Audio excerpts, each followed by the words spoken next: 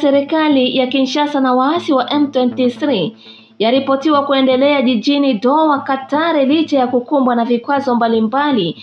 Wakati huu Marekani ikishindikiza Rwanda kuondoa vikosi vyake mashariki mwa Jamhuri ya Kidemokrasia ya Kongo na kusema kwamba Rwanda isiendelee kuunga mkono waasi yao.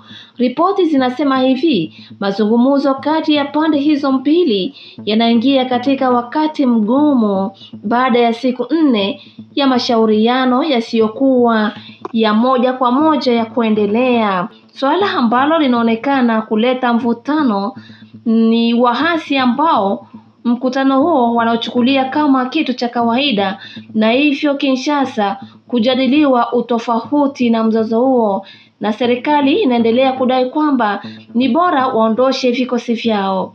Kwa upande mwingine, Kinshasa inatamani swala hilo lipate suluhu na mkataba wa amani usainiwe hivi karibuni, na Rwanda ijiangalie na kujionya dhidi ya mapambano inayoendelea kuzuka siku baada ya siku nchini Kongo ya Kidemokrasia inayoendeshwa na waasi wa M23 wakiungwa mkono na nchi ya Rwanda.